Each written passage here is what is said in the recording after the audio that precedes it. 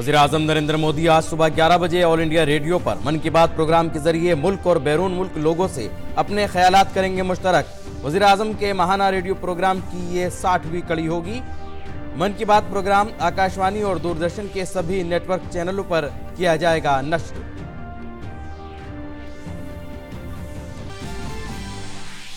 शुमाली भारत में सर्द लहरों का कहर जारी। महकमा मौसमियात ने दिल्ली, पंजाब, हरियाणा, राजस्थान, उत्तर प्रदेश और बिहार के लिए जारी की रेड कोडेड वार्निंग।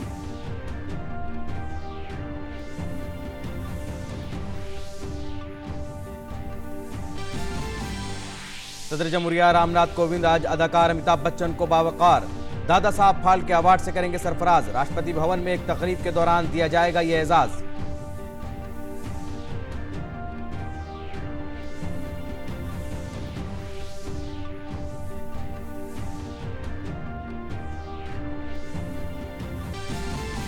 और बैनुल-अक़वामी खबरों में सोमालिया में मोगादिशु के मेयर ने बम धमाके के लिए शबाब तंजीम को ठहराया मोरिद इल्जाम। मोगादिशु में कल एक जबरदस्त कार बम धमाके में 90 लोगों की हुई थी मौत और दर्जनों जख्मी।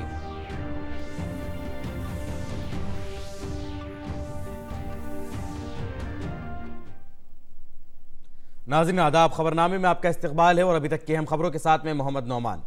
वज़ीर-ए-आज़म नरेंद्र मोदी आज सुबह 11 बजे ऑल इंडिया रेडियो पर मन की बात प्रोग्राम के जरिए मुल्क और बैरून मुल्क लोगों से अपने ख्यालात मुश्तरक करेंगे। वज़ीर-ए-आज़म के माहाना रेडियो प्रोग्राम की ये 60वीं कड़ी होगी।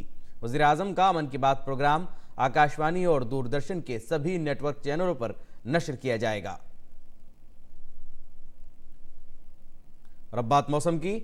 शुमाली भारत में सर्द लहर का कहर जारी है। महकमा मौसमियात ने आज और कल के लिए दिल्ली, राजस्थान, पंजाब, हरियाणा, उत्तर प्रदेश और बिहार के लिए रेड कोडेड इंतबाह जारी किया है। महकमे का रेड कोडेड इंतबाह लोगों को मुतनब्बे करने का तरीक़ाकार है, जिसमें लोगों को ठंड से बचने के लिए आगाह किया जाता है। आने वाले 2 दिनों तक पंजाब, हरियाणा, चंडीगढ़, दिल्ली, राजस्थान और उत्तर प्रदेश के शुमाली इलाकों में सर्द लहर की सूरत हाल बरकरार रहेगी। 1 और 2 जनवरी को हिमाचल प्रदेश और जम्मू कश्मीर में बर्फबारी हो सकती है। हरियाणा और पंजाब में कोहरे की वजह से लोगों को परेशानियों का सामना है। वहीं पंजाब में कोहरे से लोगों को थोड़ी बहुत राहत है। जम्मू कश्मीर के राजौरी में फौज के जरिए सेहत कैंप लगाया गया। दूर दराज के देही इलाकों के लोगों को बेहतर इलाज मुहैया कराने के मकसद से इस कैंप का इनेकाद किया गया। कैंप में मरीजों को दवाएं भी तकसीम की गईं। फौज की इस पहल से न सिर्फ मरीजों को बेहतर इलाज मिल रहा है, बल्कि लोगों के दरमियान सफाई सुथराई और सेहतमंद जिंदगी से मुतालिक बेदारी भी पैदा की जा रही है। हुकूमत की तरफ से जनूबी कश्मीर में मेडिकल तालीम को फ़रोग़ देने के लिए अनंतनाग में एक नया सरकारी मेडिकल कॉलेज कायम किया गया है। इसी के साथ जम्मू कश्मीर मरकज़ के ज़ेर इंतज़ाम रियासत में अब 10 मेडिकल कॉलेज होंगे। वहाँ 2 एम्स और एक प्राइवेट मेडिकल कॉलेज पहले से ही चलाए जा रहे हैं। नए मेडिकल कॉलेज के क़याम पर मेडिकल तलबा हुकूमत की सदाइश कर रहे हैं। नए मेडिकल कॉलेज की शुरुआत से रियासत में सस्ती मेडिकल तालीम को फ़रोग़ मिलेगा और सरकारी शोबे में सेहत खिदमात के मायार को भी बढ़ाया जा सकेगा। नगर के बाद we got the JMC Anantnag preference, तो हमारे लिए बहुत ज़्यादा फ़ायदेमंद की बात है। नॉट फॉर अस ऑल्सो, बाकी जो असिस्टेंट एंड एसोसिएट प्रोफेसर है उनकी भी अलॉटमेंट होगी टू द रेस्पेक्टिव कॉलेज, उनके लिए भी बहुत ज़्यादा फायदा। साउथ कश्मीर के स्टूडेंट्स को बहुत फ़ायदा मिला है। यहाँ पे जो स्टूडेंट्स को बाहर जाना पड़ता था, श्रीनगर या जम्मू, और डिफरेंट प्रॉब्लम्स को फेस करना पड़ता था, तो उससे वो प्रॉब्लम जो है बहुत रिड्यूस हुई है। और यहाँ पे जो लोकल लोग भी है वो भी डिफरेंट पीजीज या हॉस्टल्स इनॉग्रेट करके उनको भी फाइनेंशियल सपोर्ट मिला है। जो प्राइवेट एमबीबीएस हो रहा है बांग्लादेश में हो रहा है, कजाकिस्तान, किर्गिस्तान में होता है, जहाँ हो रहा है बहुत ही ज़्यादा महंगा हो रहा है और वो हर किसी के लिए इकोनॉमिकली साउंड नहीं रहता कि मतलब हर कोई एफोर्ड कर सके। तो उस वजह से कि हमारा एक तो इकोनॉमिकल सेव भी हो गया, दूसरा हमारा फ्यूचर भी सेव हो गया। बहुत ही बढ़िया फैकल्टी है यहाँ पे, हाईली क्वालिफाइड फैकल्टी है और अच्छे से पढ़ाते हैं। मरकजी वजीर दाखिला अमित शाह ने कल दिल्ली में भारत तिब्बत बॉर्डर पुलिस सदर दफ्तर का दौरा किया। अमित शाह के साथ वजीर मुमलिकत बराए दाखिली उमूर नित्यानंद राय और दाखिला सेक्रेटरी अजय भल्ला भी मौजूद थे। इस मौके पर वजीर दाखिला ने ITBP के जरिए इस्तेमाल किए जाने वाले जदीद साजो सामान और टेक्नोलॉजी पर मबनी एक नुमाइश का मुआयना भी किया। बाद में ITBP के DG SS देसवाल की क़यादत में सीनियर अफसरान ने एक प्रेजेंटेशन पेश की और वजीर दाखिला को कंट्रोल लाइन पर दस्तों की तैनाती के बारे में जानकारी दी। शहरियत तरमीमी कानून के सिलसिले में मुल्क की इक़्तिसादी राजधानी मुंबई में बीजेपी के जरिए एक प्रेस कॉन्फ्रेंस की गई। इसमें बीजेपी के सीनियर लीडर और मरकजी वजीर मुख्तार अब्बास नकवी ने शहरियत तरमीमी कानून पर अपोजिशन के जरिए फैलाई जा रही अफवाहों का जवाब दिया। नकवी ने कहा कि कानून के बारे में लोगों को उकसाकर मुल्क के एक बड़े तबके को मरकजी धारे से अलग थलग करने की साजिश की जा रही है। सिटीजनशिप एक्ट को लेकर के कुछ पार्टियां और कुछ वेस्टेड इंटरेस्ट देश के शांति सद्भाव के माहौल को खराब करने का षड्यंत्र और साजिश कर रहे हैं। भारत का मुसलमान मजबूरी से नहीं बल्कि मजबूती से भारत में रह रहा है और उसके सामाजिक, संवैधानिक, धार्मिक सभी अधिकार पूरी तरह से मजबूती के साथ सुरक्षित हैं, जिस तरह से और समाज के हिस्सों के हैं। बॉलीवुड के मशहूर अदाकार अमिताभ बच्चन को आज बावकार दादा साहब फाल्के एजाज से नवाजा जाएगा। सदर जमहूरिया रामनाथ कोविंद राष्ट्रपति भवन में होने वाली अजीमुशान तकरीब में अमिताभ बच्चन को साल 2018 के दादा साहब फाल्के अवार्ड से नवाजेंगे। फिल्मी सनत में गिरा कदर ताउन के लिए अमिताभ बच्चन को बॉलीवुड के आला तरीन एजाज से सरफराज किया जा रहा है। और झारखंड की राजधानी रांची में झारखंड मुक्ति मोर्चा के लीडर हेमंत सोरेन आज रियासत के वजीर आला के तौर पर हलफ उठाएंगे। गवर्नर द्रौपदी मुर्मू उन्हें ओहदे और राजदारी का हलफ दिलाएंगी। हलफ बर्दारी तकरीब में तमाम सियासी जमातों के सीनियर लीडरों की शिरकत मुतवक्के है। जेएमएम, कांग्रेस और आरजेडी के अजीम इत्तिहाद ने झारखंड इंतखाबात में 81 में से 47 सीटों पर कामयाबी हासिल की थी। लोकसभा के स्पीकर ओम बिरला की मुदाखलत के बाद कोटा के एक सरकारी अस्पताल में नौज़ायदा बच्चों की मौत से मुताल्लिक अशोक गहलोत हुकूमत ने एक जांच कमेटी तश्कील दी है। जांच कमेटी को 48 घंटे के अंदर रिपोर्ट सौंपने के लिए कहा गया है। कमेटी के अरकान जेके लोन जच्चा बच्चा अस्पताल का दौरा करके बच्चों की मौत के असबाब का पता लगाने की कोशिश कर रहे हैं। अस्पताल में गुज़िश्ता 48 घंटों में 10 बच्चों की, जबकि गुज़िश्ता एक माह में 70 बच्चों की मौत हो चुकी है। नौज़ायदा बच्चों की अमवात के मामले में लोकसभा स्पीकर ओम बिरला ने वज़ीर आला अशोक गहलोत को खत लिखकर फौरी कार्रवाई का मुतालबा किया था। वज़ीर ख़जाना निर्मला सीतारमन ने कल सरकारी बैंकों के मैनेजिंग डायरेक्टर और चीफ एग्जीक्यूटिव अफसरान के साथ मीटिंग की। मरकजी वज़ीर ख़जाना बैंकों के जरिए ली जाने वाली मर्चेंट डिस्काउंट रेट चार्ज और रुपए कार्ड के जरिए वज़ीर आज़म जनधन योजना के खातेदारों को खाते में मौजूदा रकम में से ज़्यादा निकालने की सहूलत देने से मुताल्लिक बजट ऐलानात का भी उन्होंने जायजा लिया। सीतारमन 1 फरवरी को अपना दूसरा मुकम्मल बजट पेश कर सकती हैं। Extensive consultation with stakeholders, banks and so on. I'm happy to say that announcement which was made in the budget will see the notification coming on 1st January 2020, whereby those modes which are getting notified will not have charges under the MDR being levied on them.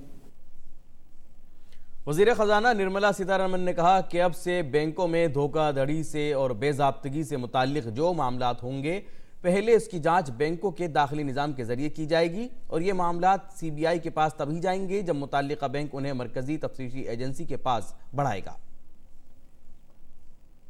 Decisions taken in the presence of this CBI director and which came as a pleasant point of agreement for the banks also was in the next few months CBI will hold more than a couple of meetings with all the banks, various levels of officers, to explain to them what exactly they do after receiving from the banks. I'd like to take this opportunity to explain that no case whatsoever involving the banks goes to the CBI without the banks themselves deciding to send it here. खजाना के secretary Rajiv Kumar भी इस मौके पर मौजूद थे। उन्होंने कहा कि वज़ीर ख़जाना ने एक ऑनलाइन पोर्टल शुरू किया है जो बैंकों के सभी तरह के असासाजात के लिए कॉमन प्लेटफॉर्म का काम करेगा। All the properties of all the banks have come on to a common platform called eBikre, which is a platform where details of the properties, photographs, all the things, all their documentations are available, cost, reserve price. so that, and there is 35,000 properties have also already been registered by the banks on this.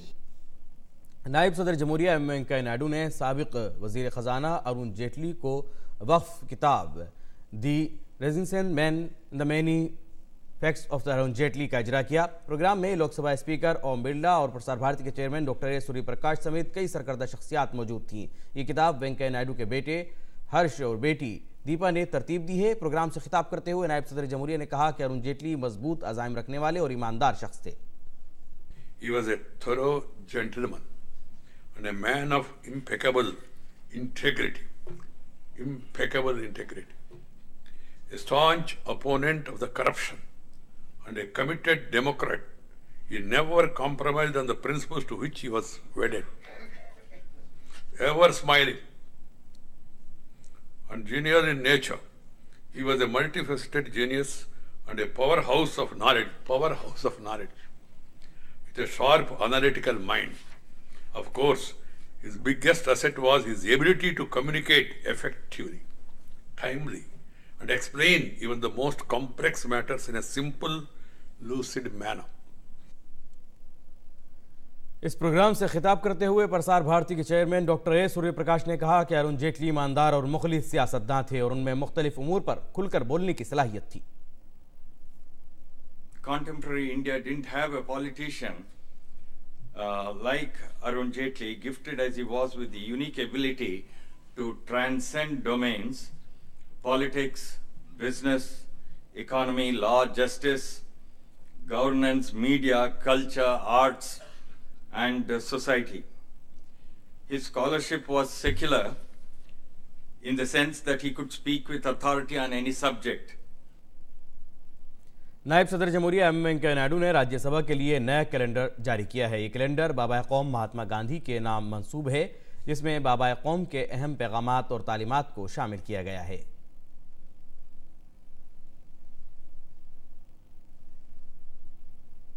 फ़रोग़ इंसानी मसाइल की वजारत की जानिब से जुमे को नई दिल्ली में सोशल मीडिया और मवासलात के मौजू पर एक कौमी वर्कशॉप का इनेकाद किया गया, जिसका इफ्तिताह फ़रोग़ इंसानी मसाइल के वज़ीर रमेश पोखरियाल निशंक ने किया। मुख्तलिफ सरकारी स्कीमों और प्रोग्रामों की जानकारी सोशल मीडिया के ज़रिए ज़्यादा से ज़्यादा लोगों तक पहुँचाने की अपील करते हुए पोखरियाल ने कहा कि सोशल मीडिया इल्म और इत्तलाआत को मुश्तरक करने का एक बेहतर वसीला है। इंसानी फ़रोग़ वसाइल के मरकजी वजीर रमेश पोखरियाल निशंक ने मुख्तलिफ सरकारी मंसूबों और प्रोग्रामों की जानकारी सोशल मीडिया या प्लेटफॉर्म के जरिए ज्यादा से ज्यादा लोगों तक पहुंचाने की अपील की है। नई दिल्ली में सोशल मीडिया और मवासलात के मौजू पर एक कौमी वर्कशॉप से खिताब करते हुए उन्होंने कहा कि एक भारत श्रेष्ठ भारत, उन्नत भारत, फिट इंडिया, स्वच्छ भारत और सिंगल यूज प्लास्टिक के खिलाफ मुहिम को सोशल मीडिया के जरिए लोगों तक पहुंचाया जाना चाहिए। उन्होंने आला तालीमी इदारों में हो रही तहकीक की मालूमात सोशल मीडिया के जरिए लोगों तक पहुंचाने की अपील की। जो ये 4-5 अभियान हमने लिए हैं, चाहे वो एक भारत श्रेष्ठ भारत का अभियान हो और चाहे वो उन्नत भारत अभियान का हो, एक छात्र एक पेड़ लगाने का अभियान हो, और चाहे वो सिंगल यूज प्लास्टिक के खिलाफ अभियान हो, चाहे फिट इंडिया का अभियान हो और चाहे स्वच्छ भारत का अभियान हो, ये 5 अभियानों को आपने तेजी से दौड़ाना है। इसको अपने जीवन का हिस्सा बना दीजिए 5 अभियानों को। और फिर वैसे भी हमारे देश के प्रधानमंत्री ने कहा है, मुझे नए भारत के निर्माण की जरूरत है, नए भारत की जरूरत है। स्वच्छ भारत, स्वस्थ भारत, सशक्त भारत, श्रेष्ठ भारत, एक भारत। मुख्तलिफ तालीमी इदारों और तंजीमों के लिए इस एक रोजा वर्कशॉप का इनेकाद इंसानी फ़रोग़ वसाइल की वजारत की जानिब से किया गया। PIB के डायरेक्टर जनरल एस धतवालिया ने इस मौके पर कहा कि नई दिल्ली में कायम Indian institute of mass communication में आइंदा साल से न्यू मीडिया और सोशल मीडिया पर मास्टर्स और डिग्री कोर्स शुरू किया जाएगा, जबकि PIB के एडिशनल डायरेक्टर जनरल नानूब हसीन ने तमाम तालीमी इदारों से अपनी हुसूलियाबियों को सोशल मीडिया के जरिए मुश्तरक करने की अपील की। Indian institute of mass communication जो एक एकेडमिक इंस्टीट्यूट भी है और इंडियन इंफॉर्मेशन सर्विस ऑफिसर की एकेडमी भी है, जिसे very unique type of institute 2 in 1 है। उसको यूजीसी की तरफ से, मंत्रालय की तरफ से डीम्ड यूनिवर्सिटी स्टेटस मिला है। तो मीडिया के अंदर मास्टर्स डिग्री कोर्सेज हम 3 सब्जेक्ट्स के अंदर नेक्स्ट ईयर से स्टार्ट कर रहे हैं। और खुशी की बात यह है कि one of the degree course is new media and the social media. Social media पर इंसानी फ़रोग़ वसाइल के वज़ीर की तरफ से मुनक़िद कौमी वर्कशॉप में मुख्तलिफ मरकज़ी तालीमी इदारों और तंजीमों के तकरीबन 200 सोशल मीडिया चैंपियंस ने शिरकत की। इस मौके पर इंसानी फ़रोग़ वसाइल की वजारत के तमाम सीनियर अफसरान भी मौजूद थे। Bureau report, DD news Urdu खबरें। और दिल्ली में बीजेपी ने इंतखाबी सरगर्मियों में इजाफा कर दिया है। दरअसल कल बीजेपी ने अरविंद केजरीवाल हुकूमत के खिलाफ इल्जामात की फहरिस्त जारी की है, जिसमें उन पर आवाम से झूठ बोलने और धोखा देने का इल्ज़ाम लगाया गया है। दिल्ली बीजेपी ने तय किया है कि 70 असम्बली हलकों में वो इस फहरिस्त को लेकर जाएगी और 7 लोकसभा हलकों में सभी अरकान पार्लियामेंट इल्जामात की फहरिस्त रखेंगे। इसके अलावा दिल्ली बीजेपी के सदर मनोज तिवारी भी घर घर जाकर आवाम के रूबरू इल्जामात की फहरिस्त पेश करेंगे। दिल्ली में भले ही इंतखाबात की तारीखों का ऐलान नहीं हुआ है, लेकिन माहौल इंतखाबी नजर आने लगा है। दिल्ली में बीजेपी अभी से इंतखाबी तैयारियों में लग गई है। इसी सिलसिले में बीजेपी ने दिल्ली सरकार के 5 साल के कामकाज पर सवाल खड़े किए हैं और एक फर्द जुर्म तैयार किया है, जिसे नाम दिया गया है झूठ और विश्वासघात की आप सरकार। इस चार्जशीट को एक प्रोग्राम में मरकजी वजीर डॉक्टर हर्षवर्धन और मनोज तिवारी समेत कई अहम लीडरों ने रिलीज किया। 5 साल जन लोकपाल के बारे में कोई बात नहीं हुई। ये वही जन लोकपाल है जिसके ऊपर जो है इतना बड़ा आंदोलन रामलीला मैदान के अंदर और दूसरे स्थानों पर खड़ा किया गया था। एक 49 दिन की सरकार को समाप्त किया गया था। 70 किए थे वादे, पूरे हुए न आधे। इसी इल्जाम के सहारे बीजेपी दिल्ली में आम आदमी पार्टी सरकार को घेरने में लग गई है। कल से हमारे सभी 7 संसदीय क्षेत्र में भी इस आरोप पत्र को हमारे सांसद प्रस्तुत करेंगे और उसी के साथ 70 विधानसभाओं में भी ये आरोप पत्र 70 विधानसभा के स्तर पर विधानसभा की जो हमारी कोर टीम है वो प्रस्तुत करेगी और उसके बाद हम दिल्ली के घर घर में इस आरोप पत्र को लेकर के जाएंगे। स्वराज की बात करने वाली आम आदमी पार्टी पर फर्द जुर्म के जरिए बीजेपी ने जन लोकपाल नहीं लाने का इल्जाम लगाया है। चार्जशीट में पीने का साफ पानी मुहैया नहीं कराने, गैर मंजूर शुदा कॉलोनियों को मंजूरी दिलाने के सिलसिले में कोई कोशिश नहीं करने और किसानों को धोखा देने का केजरीवाल सरकार पर इल्जाम है। इसके अलावा सीसीटीवी कैमरे और वाईफाई लगाने के वादे पर अमल नहीं करने, चंदे के धंधे को आगे बढ़ाने, दिल्ली में ट्रांसपोर्ट निजाम के फेल हो जाने का भी फर्द जुर्म में जिक्र है। केजरीवाल सरकार के खिलाफ तैयार की गई चार्जशीट में म्यूनिसिपल कारपोरेशनों को परेशान करने, कारोबारियों के मफादात का तहफ्फुज नहीं करने, कीमतों में इजाफे पर कंट्रोल करने में नाकामी का भी जिक्र किया गया है। दिल्ली में मौसम का मिजाज भले ही सर्द हो, लेकिन सियासी तापमान बहुत गर्म हो चला है। अरविंद केजरीवाल सरकार पर भारतीय जनता पार्टी बहुत आक्रामक हो चली है, जबकि चुनाव के तारीखों का अभी ऐलान भी नहीं हुआ है।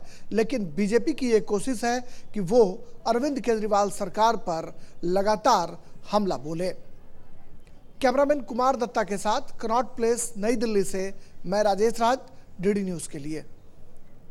और रेवाड़ी में कौमी शाहराह पर कोहरे की वजह से एक के बाद दीगरे तकरीबन 2 दर्जन गाड़ियों की आपस में टक्कर हो गई। इस खतरनाक हादसे के नतीजे में 2 लोगों की मौत हो गई, जबकि तकरीबन 1 दर्जन अफराद जख्मी हो गए हैं। जख्मियों को इलाज के लिए अस्पताल में दाखिल कराया गया है। साथ ही कौमी शाहराह पर ट्रैफिक की बहाली के लिए भी कोशिशें जारी हैं।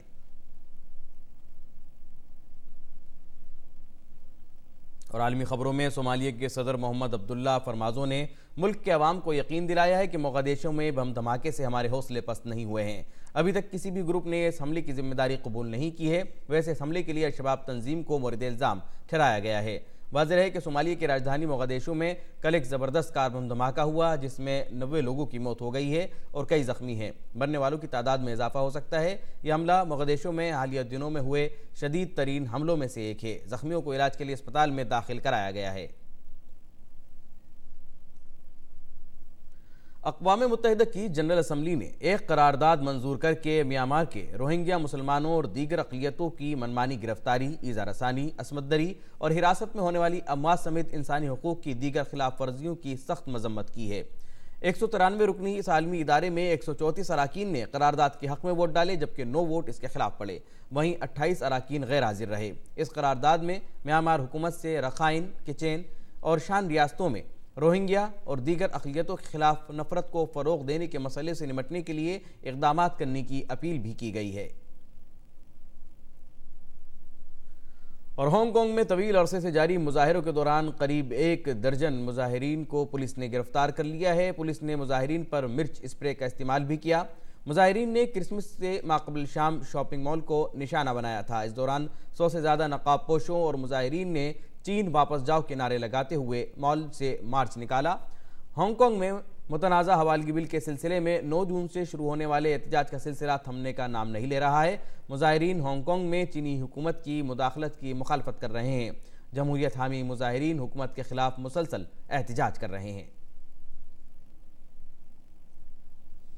कीनिया के मगरबी इलाकों में बारिश की वजह से आए सैलाब से हज़ारों कुनबे मुतासर हुए हैं। सरकारी एजेंसियों ने नए लोगों से मकामी स्कूलों में कायम बचाव मराकज़ में मुंतकिल होने की अपील की है। मशरक़ी अफ्रीका में गैर मामूली तौर पर तेज़ बारिश हो रही है।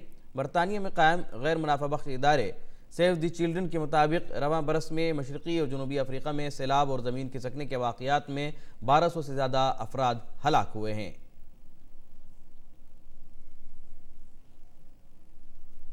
फ्रांस में हुकूमत के ज़रिए नाफिज मनसूबा बंद पेंशन इस्लाहात के कानून के खिलाफ एहतजाज जारी है।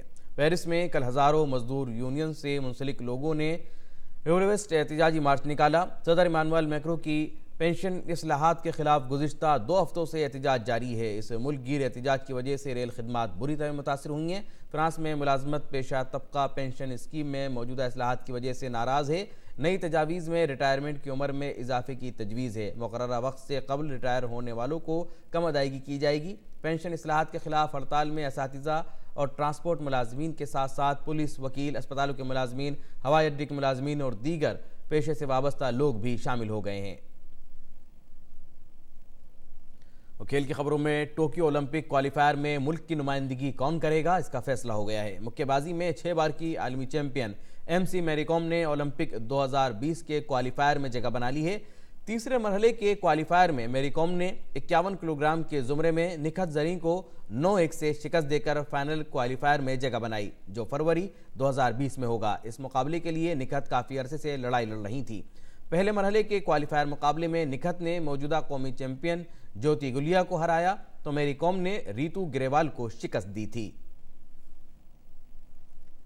भारतीय टीम के साबिक कप्तान और 1983 में आलमी कप जीतने वाले टीम के रुकन कृष्णमाचारी श्रीकांत को इस साल BCCI अवार्ड्स में बावकार CK Naidu life time achievement award से नवाजा जाएगा। श्रीकांत ने 1981 से 1992 तक भारत की नुमाइंदगी की। 60 साला श्रीकांत ने 43 टेस्ट मैच खेले, जिसमें 2 सेंचुरी और 12 निफ्ट सेंचुरी की मदद से 2062 रन बनाए। दूसरी तरफ भारतीय ख्वातीन टीम की साबिक कप्तान अंजुम चोपड़ा को भी साल 2019 के अवार्ड्स में लाइफ टाइम अचीवमेंट अवार्ड से नवाजा जाएगा। उन्होंने 12 टेस्ट मैचों में 548 रन बनाए। इसके अलावा उन्होंने 127 वनडे भी खेले, जिसमें उन्होंने 1 सेंचुरी और 18 निस्फ सेंचुरी लगाई। इन्होंने 18 T20 बैनुल-अक़वामी मैच भी खेले। BCCI सालाना अवार्ड की तकरीब ऑस्ट्रेलिया के खिलाफ 14 जनवरी से शुरू होने वाली 3 मैचों की वनडे सीरीज से कबल 12 जनवरी को मुंबई में मुनक्किद की जाएगी। बरतानिया के टेनिस खिलाड़ी एंडी मरे ने आइंदा माह होने वाले ऑस्ट्रेलियन ओपन में नहीं खेलने का फैसला किया है। उन्होंने फैसला अपनी चोट की वजह से किया है। 3 बार के ग्रैंड स्लैम चैंपियन 32 साला एंडी मरे तवील मुद्दत के बाद कोर्ट पर वापसी की तैयारी में मसरूफ थे, लेकिन अपनी चोट की वजह से उन्होंने नहीं खेलने का फैसला किया। इसके अलावा एंडी मरे बरतानिया में आइंदा माह होने वाली ATP कप के इफ्तिताही मुकाबले में भी शिरकत नहीं कर सकेंगे। 2016 में आखिरी बार उन्होंने ऑस्ट्रेलियन ओपन फाइनल मुकाबला खेला था। हालांकि वो 5 मरतबा साल के इस पहले ग्रैंड स्लैम का फाइनल खेल चुके हैं, लेकिन अब तक 1 मरतबा भी वो ये मुकाबला जीत नहीं सके।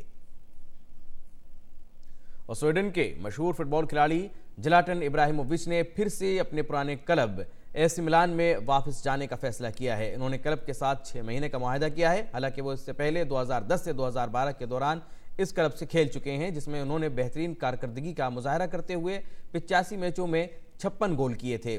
ज़लाटन को ये क्लब तनख्वाह के तौर पर तकरीबन 27.9 करोड़ रुपए यानी 3.5 मिलियन यूरो देगा। सब कुछ दुरुस्त रहा तो क्लब इनके मुआहदे में 1 साल की तौसी भी कर सकता है। जिलाटन 2004 से 2006 तक यूवेंटस और 2006 से 2009 तक इंटर मिलान की तरफ से खेल चुके हैं। इनकी टीम में रहते हुए एसी मिलान की टीम 2011 में सराया खिताब जीती थी। इसके बाद अब तक टीम चैंपियन नहीं बनी है। और अब चंद बड़े शहरों में आज के दर्जा हरारत पर एक नजर डालते हैं।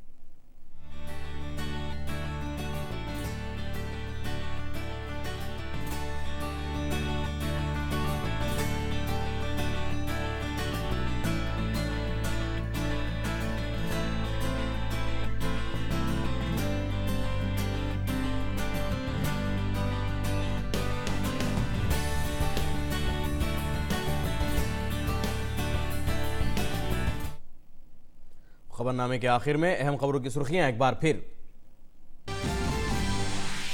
वज़ीर-ए-आज़म नरेंद्र मोदी आज सुबह 11 बजे ऑल इंडिया रेडियो पर मन की बात प्रोग्राम के जरिए मुल्क और बैरून मुल्क लोगों से अपने ख्यालात करेंगे मुश्तरक। वज़ीर-ए-आज़म के माहाना रेडियो प्रोग्राम की होगी 60वीं कड़ी। मन की बात प्रोग्राम आकाशवाणी और दूरदर्शन के सभी नेटवर्क चैनलों पर किया जाएगा नश्र।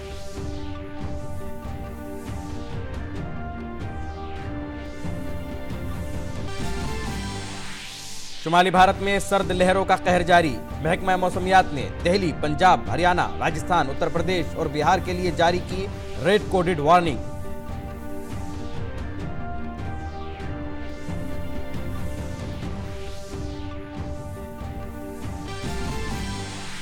सदर जमहूरिया रामनाथ कोविंद आज अदाकार अमिताभ बच्चन को बावकार दादा साहब फाल्के अवार्ड से करेंगे सरफराज। राष्ट्रपति भवन में एक तकरीब के दौरान दिया जाएगा ये एजाज।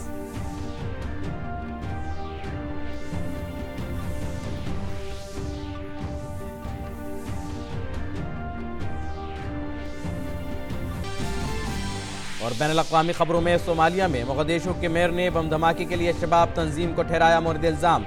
मोगदेशो में कल एक जबरदस्त कार बम धमाके में 90 लोगों की हुई थी मौत और दर्जनों हुए थे जख्मी।